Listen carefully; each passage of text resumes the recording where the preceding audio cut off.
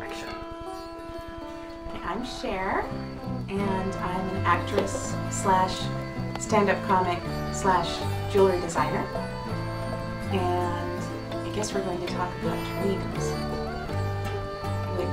this is where the magic happens. But this is where I dream.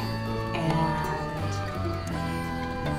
I think the earliest dream that I can ever remember directly relates to my stand-up comedy, because I think I was 5 years old, and after a particularly horrible day with my mom, I was considering running away from home, as all 5-year-olds do when they're told they can't have something.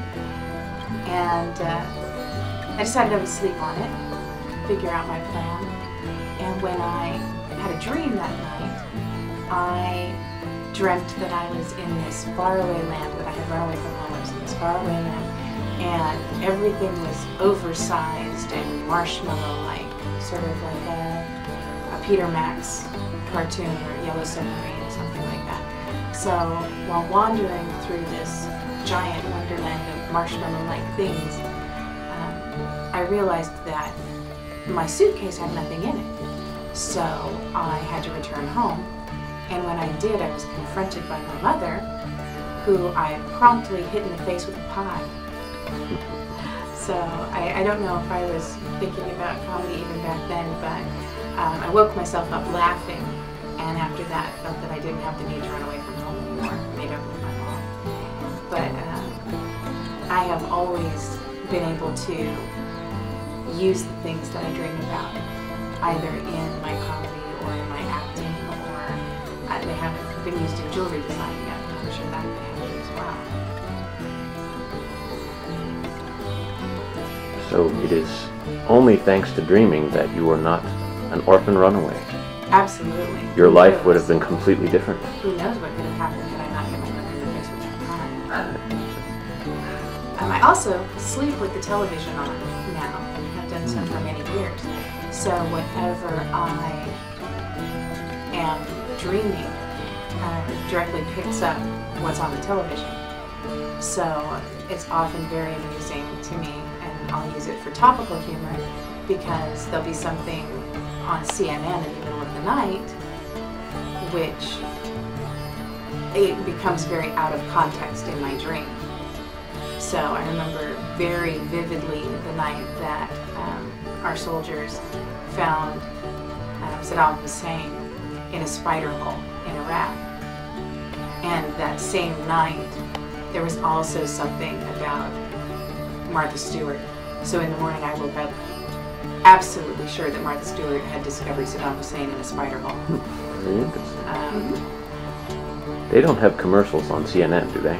No, but I have had it on a different channel and had dreams about the infomercials, where Suzanne Summers is making salsa with the Thigh Master, or other fun things like that. Wow. That is something that dreams are good for, is taking things that you wouldn't be able to connect in waking life, and to be able to assemble them in a seemingly logical manner.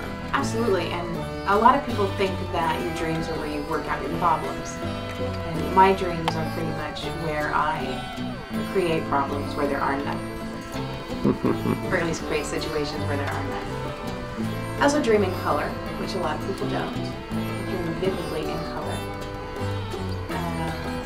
They also say that you can't die in your dreams, and yet I have the ability to do so on a regular basis. How cathartic. It is. It is. So I also can sometimes program what I dream by daydreaming first about it as I fall asleep, and then just it continues on after I'm deeply asleep. So I get to have these grand epic adventures that I can start while awake. So I like dreaming.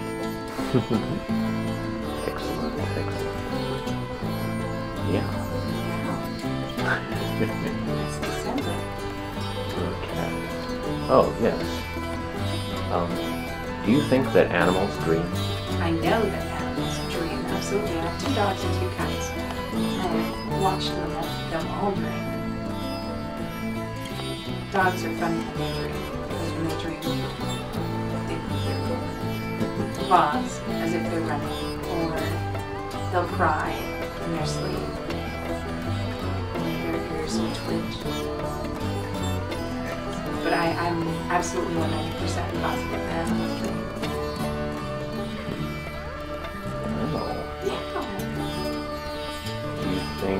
What do you think they dream about? I imagine that they dream about their lives. So they dream about their owners, probably. They dream about digging a hole and burying a bone. Kittens might dream about finding spiders. I'm sure they dream about all of the things that happen to them in their daily life. So tell me about your tiara collection. My tiara collection. Well, I have about 20 or 30 tiaras, all in different shapes or sizes. Another one of my early childhood dreams was I was certain, I had recurring dreams, that I was a gypsy princess. I was left on the doorstep of these horrible people who were my parents. And that one day the gypsies would come back to collect me. I don't know if that had to do with my princess fascination, but I've always had a princess fascination. And I collect tiaras and crowns. And I was a homecoming queen, and that was the first crown that I had, first tiara that I kept. And after that, I've just collected them from jewelry stores or estate sales or wherever I can find them. Big ones, little ones. Very interesting. Of course it is. I don't know any little girl who doesn't fancy herself a princess and want to have a horse. Those are the two most common for little girls, I think. So if you can be a princess on horseback, even better. Do you think it's possible for a country to have too many princesses to effectively rule it? Oh, princesses don't generally get to rule anyway. That's the sad part. That's true. They have to become queen in order to rule.